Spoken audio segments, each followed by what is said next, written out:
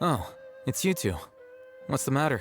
We're running some errands for Nilu. Have you received her letter? Letter? Nilu said she sent out a letter inviting everyone to a celebration feast in 2 days at the Grand Bazaar. We'll also be celebrating Zaino's reinstatement as General Mahamatra. If she addressed the letter to all Haytham of the Academia, then the letter should have gone to my office. I've been busy these days, so I haven't had time to check for any new mail at my office. I only now have some free time to attend to personal matters. Have you always been so busy with your work? Of course not. I'm only busy these days because several sages have been dismissed recently and the whole Academia was practically turned upside down. Kainari told us they all went to train in the Avidia Forest. Apparently they will spend the rest of their lives there. That is already the best possible ending for the likes of them. 4 of the 6 great sages were possessed by their desire for power and attempted to create a new god. In order to pull it off, they even imprisoned the other 2 rational sages. To imagine such things could take place in the Academia. I don't know where to begin. Yeah, you're right. Huh. Feels kind of strange to hear them called that after all this time. But then again, the 6 great schools sounded pretty impressive too. Yes, at least that's how they're supposed to sound. It's said that when the Academia was first founded, the Dendro Archon herself established the 6 great schools, each representing one of the 6 different types of wisdom. Numerous Darshans have sprung up and faded. Only the 6 Darshans attaching themselves to the 6 great schools have stood the test of time and obtained permanent seats in the Academia. Now, the 6 Darshans are nearly synonymous with the 6 great schools, and the leaders selected for the schools are the 6 great sages. Among the 6 great sages, there is one central leader, the Grand Sage. Unfortunately, only the sages from Vahumana and Amorta remain now. They were imprisoned for opposing Azar and were only rescued after Azar's downfall. So who's managing things in the other 4 schools now? Do they need to find someone new?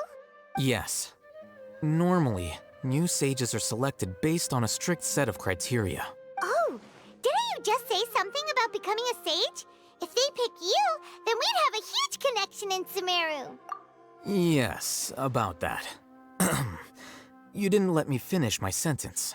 The person in charge of personnel affairs nominated me to be the Grand Sage in place of Azar and help Lesser Lord Kusanali manage the Academia. But I refused. Huh? But why? Ugh, can't you be a little more ambitious? I'm not even interested in being one of the 6 great sages. Like I said before, I don't like being a leader. Oh, all right. So are you busy these days trying to find others to take the job? That's not my job either. I'm only responsible for handling important affairs within the Academia before the new sages take office. And the first thing I'll do is reject Kasharawar's application for funding. By the way, who was that other person just now? Is he... Do we look like friends? Paimon doesn't know. That's why Paimon's asking. His name is Kaveh, my roommate.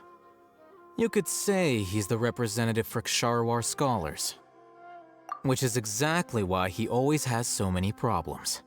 So everything that's happened recently must be a huge change for the people of Sumeru. Such is the work of the Academia Scribe. Well, anyway, no matter how busy you are, since you are our planner, remember to attend the celebration feast in 2 days. All right, I'll see you there.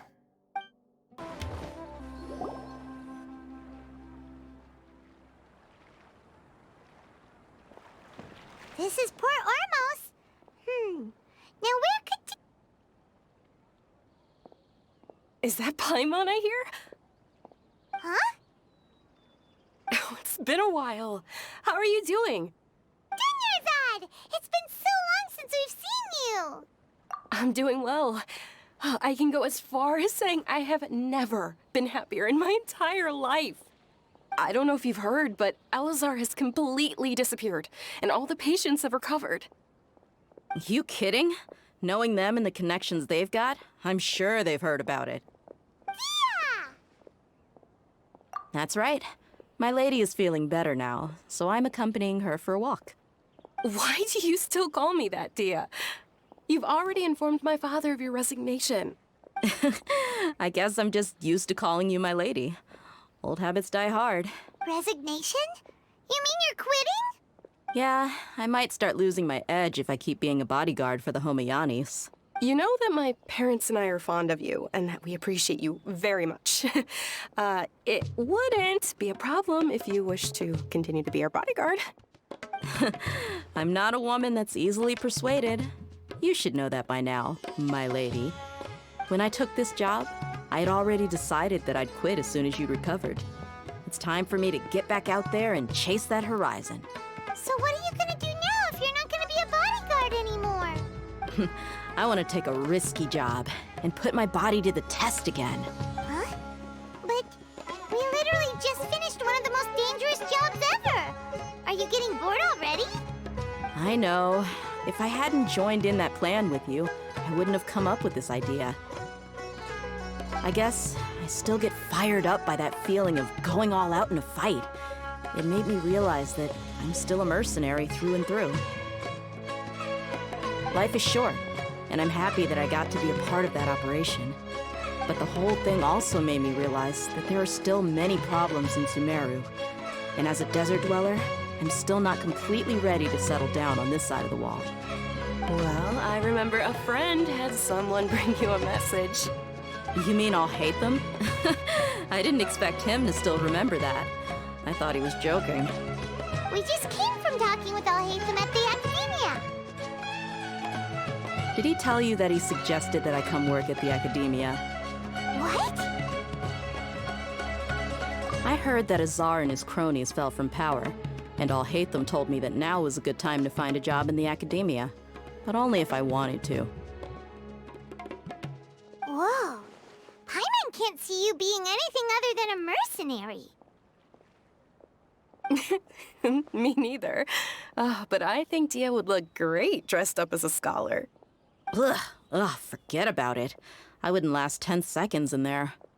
Alhaitham probably just liked the way I worked and knew I'm good in a fight. So he suggested I find some work in the Academia. But you know, if you take him up on the offer, Sino might actually agree and let you become a Matra. Because you're super amazing. The Matra have all the talent they need as long as they have Sino. I prefer to be free to live however I choose. In fact, I chose this job from the very start because I knew it'd be right up my alley. Even if being a mercenary means facing all kinds of danger. A lion has to return to the wild sooner or later. If anything, being your bodyguard has been unfamiliar territory for me. I don't want to see you go, but I'll respect your decision. I'm glad to hear you say that. Come on, no need for the sad face. It's not like we'll never meet again.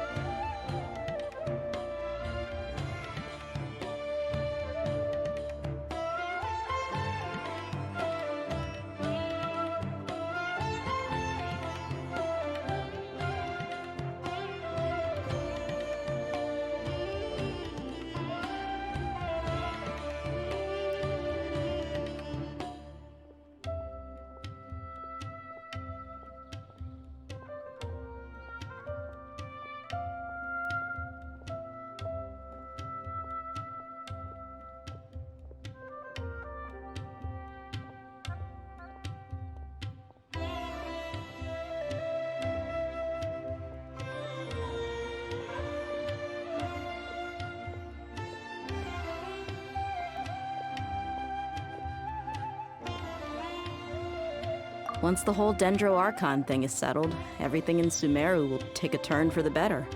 That makes me happy too. But a peaceful society will probably mean less demand for mercenaries like me. Before long, we'll be a dying breed. So I'd better get to work while I still can. Huh? But wait a second. You make it sound like you're leaving now. Well, no, not yet at least. I promised my lady I'd stick around until next week. So, have you been in Port Ormos this entire time? We were wondering if you had received a letter from Nilu. Oh, did Nilu write to us? She heard that you were seen in Port Ormos, so she sent the letter here. Huh. It was probably sent to the inn that we're staying at. My lady has been very energetic lately and keeps taking me on hikes, staying out even into the night. By the time we get back, the receptionist is usually off napping on the job. Right, and we tend to leave quite early in the morning, so the old man on duty is also usually dozing off. So what it really sounds like is that the person on duty is always asleep. I bet the letter's at the reception desk. I'll go check later. No wonder there wasn't a reply. You never received the letter. Good thing Nilu asked us to come and check on that. Sorry to make you two come all the way out here. It must be something important for Nilu to specifically write to us like that. Yes, she said they were preparing a victory feast in the Grand Bazaar, and will also be celebrating Sino's reinstatement as General Mahamatra. She was hoping you could come. Great! I'll be sure to attend. Count me in too. But is there some sort of dress code or anything for the feast? Can I just show up looking like this? Since it's being organized by Nilu, I don't think she'll be too picky about that. If anything, I think she wants to see us as our most natural selves. All right, then this is how I'll show up. The feast will be held in 2 days, so don't forget. Sure. Thank you so much for letting us know. We'll see you there. Oh, by the way, do you happen to know where Sino and Raman are? The General Mahamatra always comes and goes without a trace. Normally no one knows his whereabouts. Oh, But last time we met, he mentioned that he had something to do in Aru village. You can try your luck there. As for Raman, your guess is as good as mine. I only remember he said that he had something to discuss with Sino. You can ask Sino when you meet him. Don't mention it. You better get going. all right, on to our next stop. It's been a while since we last visited Aru village. Ah, there's Sino.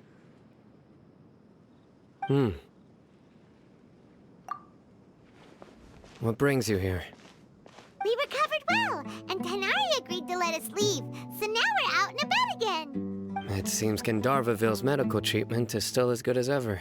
Mm-hmm, and Tainari is recovering well, too. That's good to hear. Yeah, you're the one who brought us to him when we lost consciousness, right? Thanks for that. You're welcome. Tainari has excellent medical skills, and Kale is quite attentive.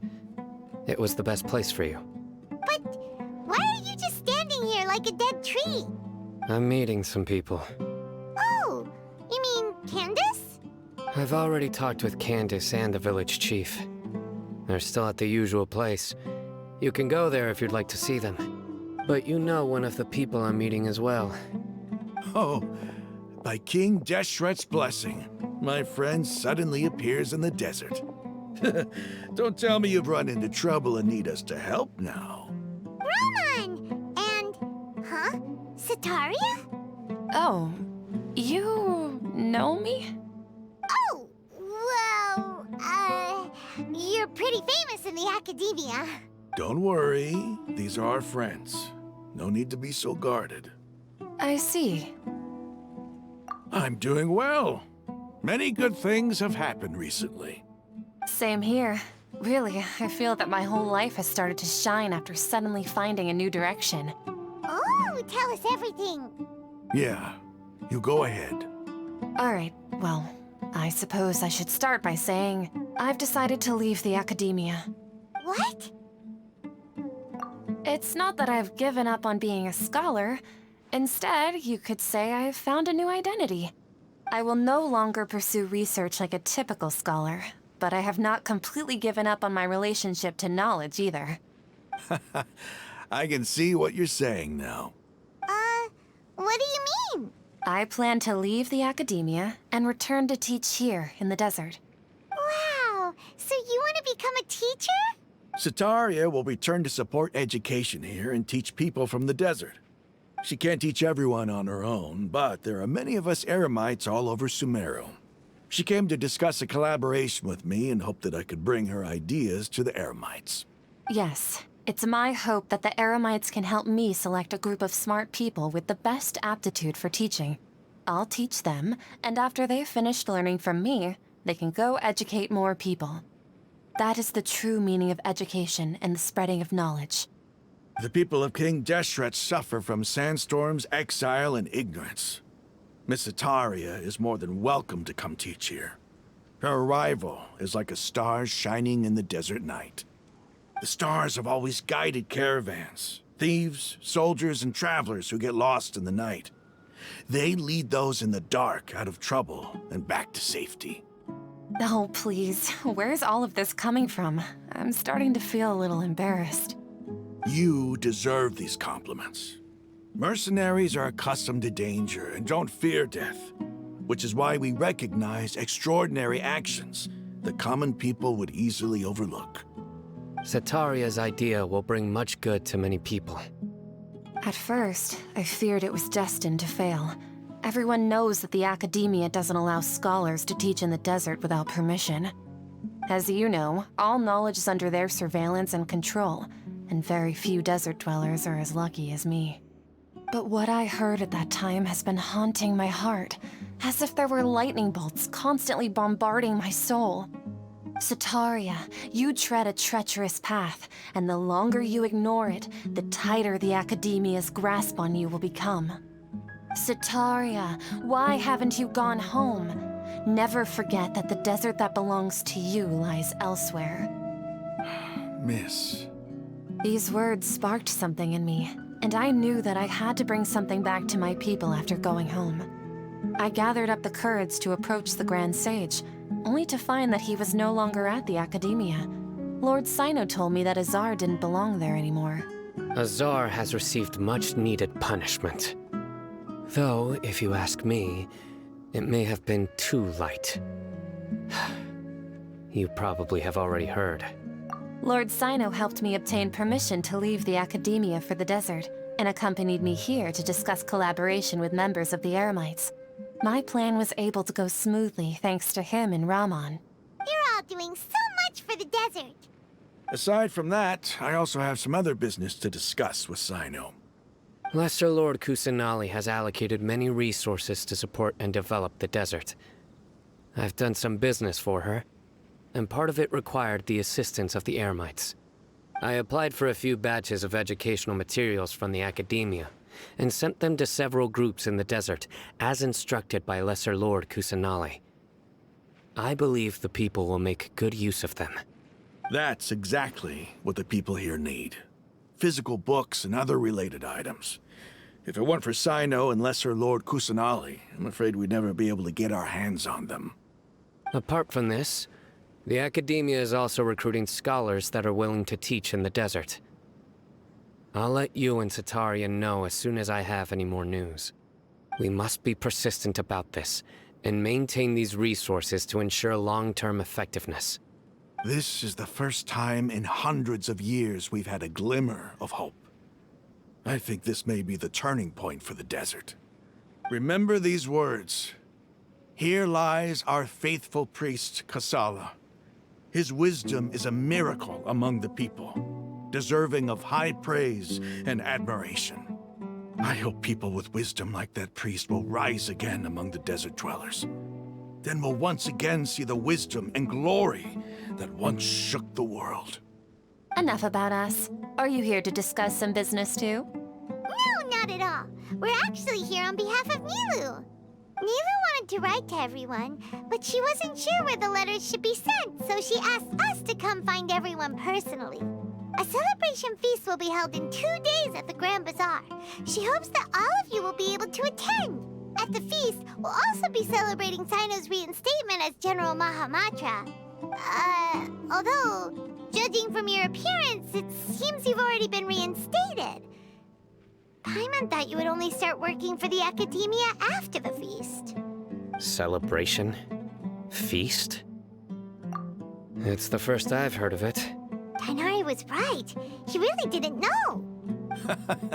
This feast is for you, Sino. Sounds to me like you'll have to be there.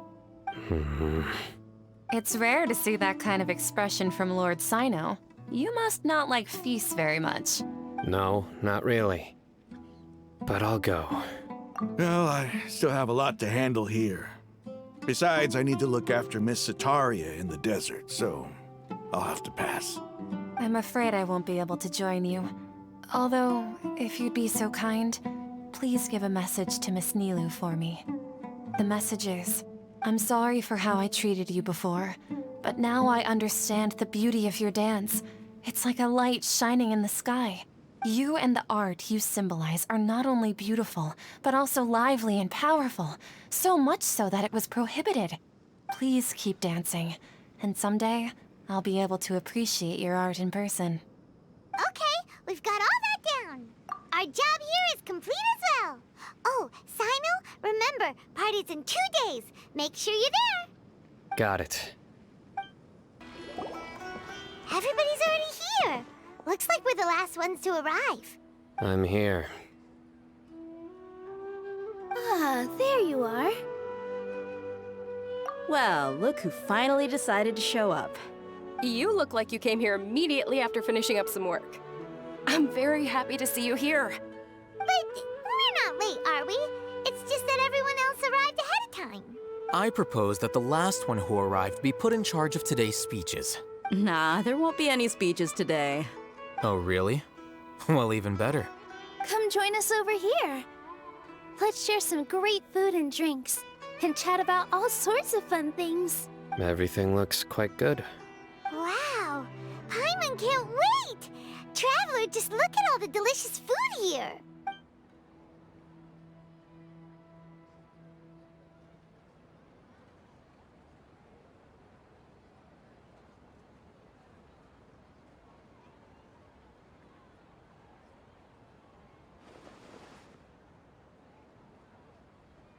Whoa!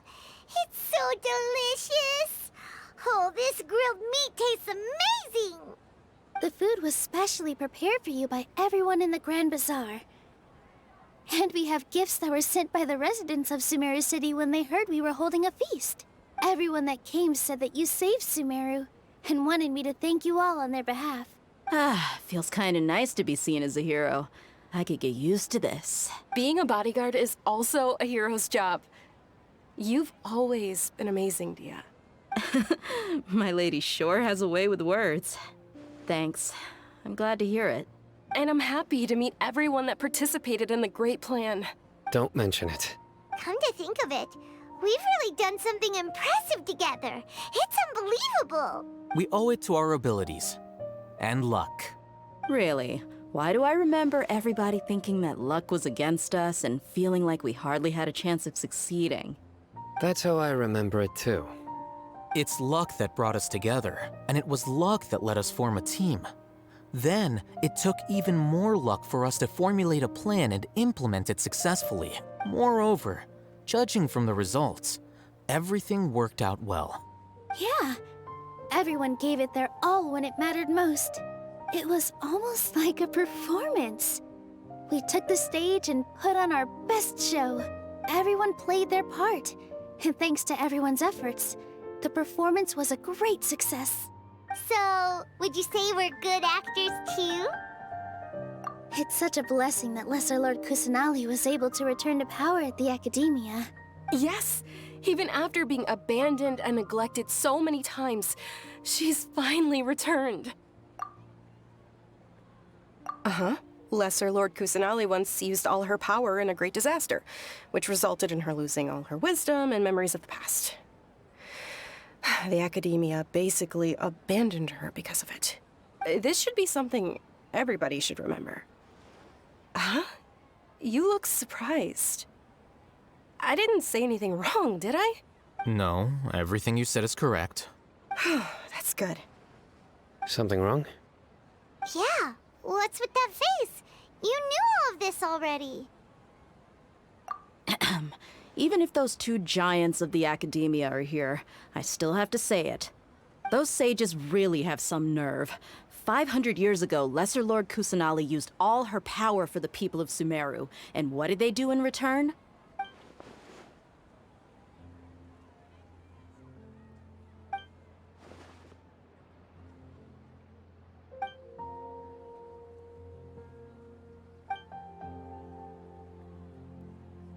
If you bite the hand that feeds you, don't act surprised when it turns into a knuckle sandwich, right, Sino? Perhaps I shouldn't say this, but their treatment of Lesser Lord Kusanali calls for a more severe punishment. You could simply tell Lesser Lord Kusanali that you wish to have Azar and his accomplices severely punished. I respect our deity's decision, and won't interfere in any way. While we're on this topic, why didn't you accept the Academia's invitation to become the Grand Sage? Are you trying to say that I'm fit to be a sage? Not at all. But every person handling the selection process has said that you are the most suitable candidate to lead the Academia right now. Why? Because he dethroned Azar from power? Could you try to put it another way? This is a good thing, yet you're making it sound like I overthrew Azar for my own personal gain. But seriously, though, I always wondered if you had some personal motives behind it. I did have my own motive, but it had nothing to do with being a sage. If the rules of our nation were suddenly cast by the wayside, then it wouldn't be long until chaos ensued. I had no intention of letting their dreams disrupt my life. By that, you mean your life working as the Academia's scribe. Precisely. Wait, is that all? So, that's the only reason why you joined us and came up with all those plans? It's reason enough. You've certainly got quite the personality. You flatter me. All right then. How about you? You've already resumed work as the General Mahamatra, right? That's right. Will you be happy with that life? It's not about being happy. There are merely a lot of things that I must do. Even so, keep your spirits up and try to be happy, okay? And try to smile more every day, just like I'm doing now. Thank you. I'll keep that in mind.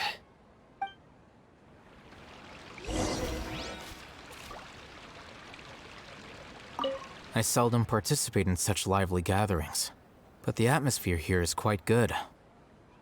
No. This gathering today has a unique meaning. The Grand Bazaar is lively because the people here feel happiness from the bottom of their hearts, unlike the farces at the Academia. That happiness is an emotion that'll be forever alien to those bookworms who have driven themselves insane by studying. I seem to have taken both keys when I left the house. Oh well.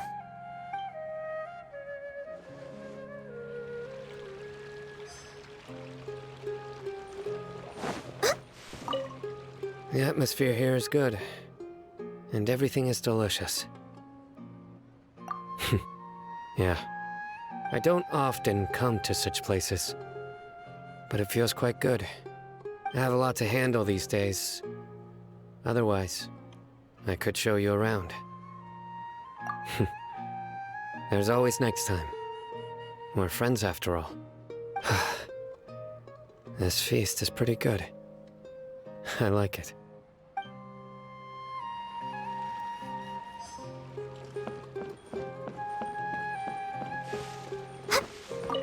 There you are, traveler. Well, how is it? Are you enjoying the feast today? If there's anything you're unhappy with, just let me know. I'll be sure to take note of it. That's good. It's the first time I've ever invited so many exceptional people to one place. I was a little nervous myself. You see, every guest here is quite extraordinary. It's unbelievable that we've got everyone together here. Almost like a fairy tale. Make sure you live it up tonight. I'll be happy as long as you're enjoying yourselves.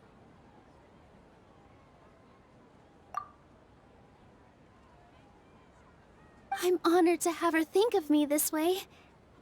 If I have a chance in the future, I would really like to invite her to one of my performances.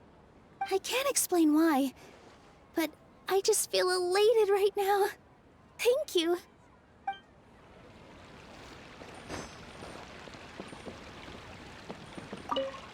My lady, the grilled meat over there is delicious. Have you tried it?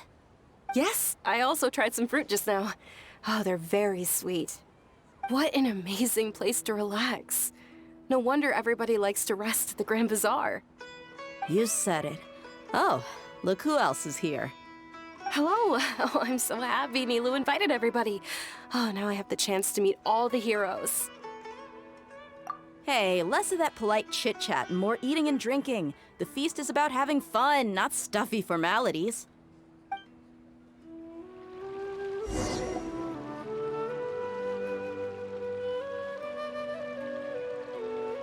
Hey, what's wrong? Your head is starting to droop.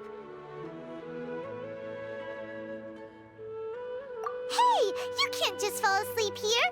Paimon will go find something delicious for you to eat. You'll wake up once you've put something yummy in your tummy. Of course, just wait here for Paimon.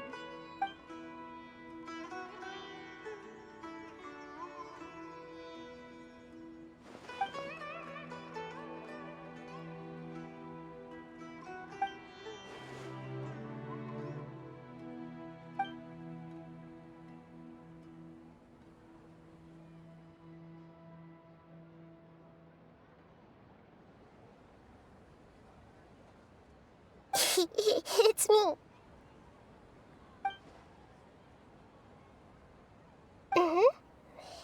You may blame me for being a bit too self-indulgent.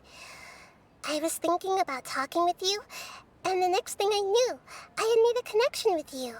The connection between us is amazing. It's like flora and the fence it grows upon. I heard there's an amazing celebration feast today at the Grand Bazaar. I wanted to have a look for myself, so I snuck in. Lately, I've been so busy dealing with all the fallout from recent events, so I really haven't had any free time. Although you've already helped me with a lot, there's still one more thing I hope you can help me with. Please say thank you to everyone for me.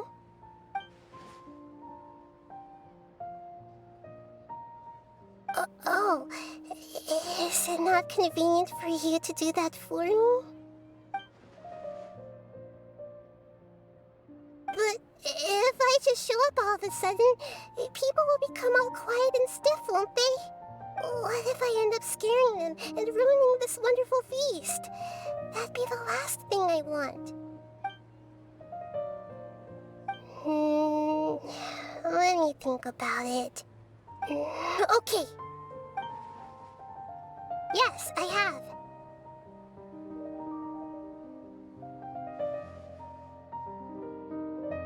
You said I should go thank everyone as myself, right? So, I've decided to borrow your body for the time being. Please don't blame me. The flora also climbs up to the fence to get closer to the sky.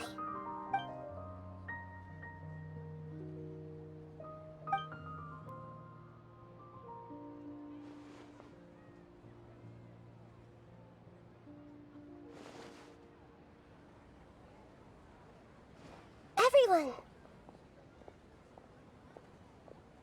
Are you awake now? Paimon was just about to bring you the food. It's me. Huh? That voice. Nahida? Hold up, what's going on? I didn't expect to have a conversation with the consciousness of Lesser Lord Kusanali in the Grand Bazaar. Interesting. Is this also a part of the feast? No, of course not. Are you Lesser Lord Kusanali? Hello, Nilu. You know who I am? Yes, I already know every one of you. Nilu, Alhaitham, Sino, Dia, Paimon, and Dunyarzad.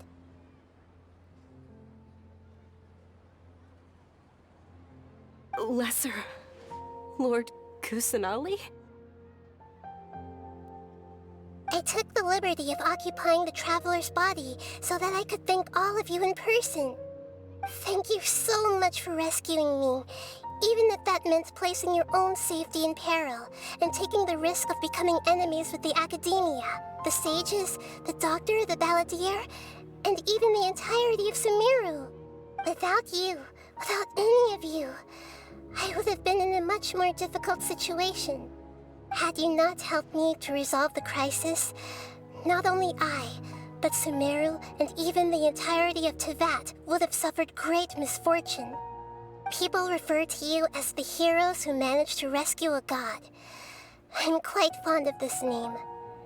It not only explains your identities, but also bears witness to your relationship with me.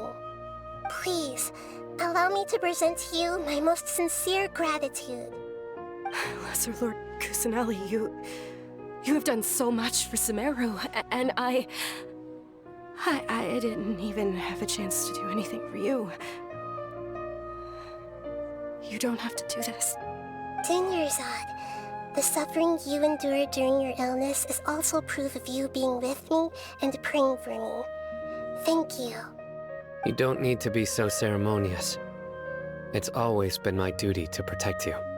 This is how the relationship between the Academia and Dendro Archon should be. We just did what was necessary and set things back on the right path. You're an Archon, but you act so humble. You really don't need to be so polite with us. I'm honored to have been able to take part in this plan. I hoped you liked the dance I dedicated to you. Thank you, all of you. Thank you so much.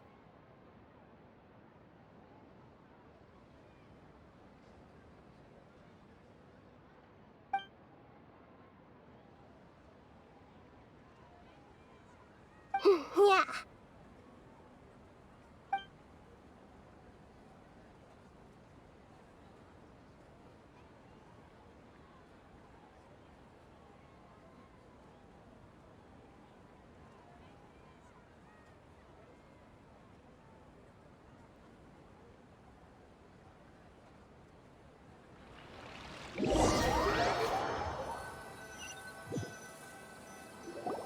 Are you awake?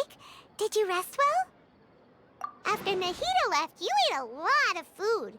You've become a glutton. That just means you still have a lot to learn from Master Paimon, the Sage of Gluttony. All right, since you're awake now, should we go and have a chat with Nahida? She should be in the Academia right about now. If you have any questions, now's your chance to ask. Nahida! Hello, Traveler and Paimon. What a fantastic night. I'm still immersed in all the happiness and joy, like a candle floating on water. So are we, and that's why we're here to talk with you. Is there anything you want to know? After recent events, the Akasha can no longer function as it used to. I've given it some thought, and have decided to shut it down permanently. But this is definitely not a bad thing. Even from the beginning, I've been planning to shut it down. The Akasha's centralized administration of knowledge has always restrained people's curiosity and curtailed the number of paths available to them. I don't think this is good for Sumeru. Although people may initially feel a little uncomfortable with the loss of the Akasha, they will soon understand that this life is more suitable for them. And as for the future of Sumeru, I'm preparing to regain control of the Academia. The former sages have received their punishment, but the new sages have yet to be selected. I will oversee the process personally. I hope that the new 6 great sages will be more focused on academics. Sumeru needs such leaders more than ever. The other big issue is the people of King Deshret. All the residents of the desert, in fact. They have been mistreated for far too long. I've already taken some measures to address this. It will take some time to rebuild everything, but no matter if it's culture, friendship, or trust, we will rebuild it. You mean, what happened after the doctor put you to sleep? Not exactly. The top-ranked Fatui Harbingers, up to number 3, possess power comparable to that of gods. I was no match for him in that kind of situation. However, in spite of the bad situation, I still managed to make a fair deal with the doctor. I'm sure you remember the entity that changed your fate, the Heavenly Principles. In fact, the Heavenly Principles has been quiet since the Conria disaster 500 years ago. I used this point as leverage against the doctor. I told him that the Heavenly Principles may be awakened if I destroy the Gnosis. Although it's just a bluff, he still fell for it. I assumed that the Heavenly Principles wouldn't just stand by and let such extensive damage to its laws take place. And as for what I exchanged for the Gnosis, the exchange served as both punishment for the doctor as well as a boon of new knowledge that I couldn't refuse as the God of Wisdom. He's still in a coma. I've hidden him like how one would hide a feather. I know you have many misgivings about him, but as someone who had become a god, he has retained a number of very useful features. Don't worry, I'll keep an eye on him and make sure he doesn't do any evil. In addition, there are still some mysteries left in him. Some things may be very clear from my perspective, but he is still yet to understand them himself. His future will be determined by fate.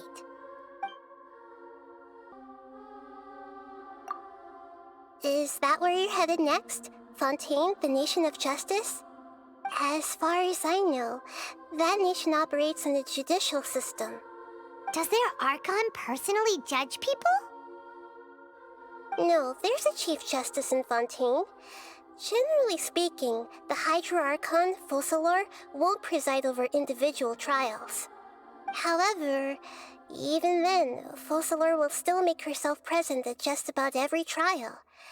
It seems that she just likes to immerse herself in that sort of atmosphere. As Archon, she still reserves the right to influence the final verdict.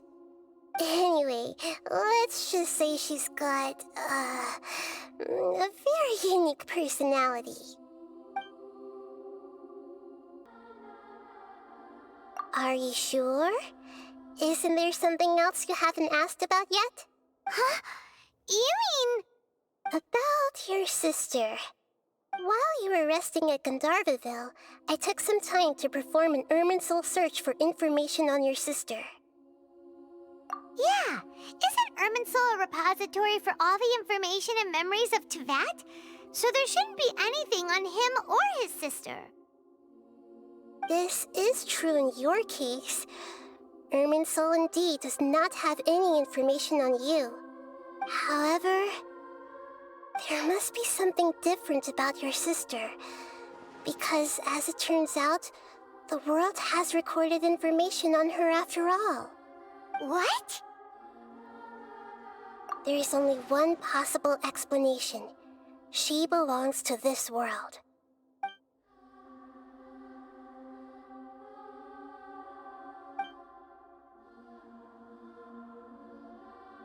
But nothing about this makes any sense! Wasn't this your first trip to Teyvat?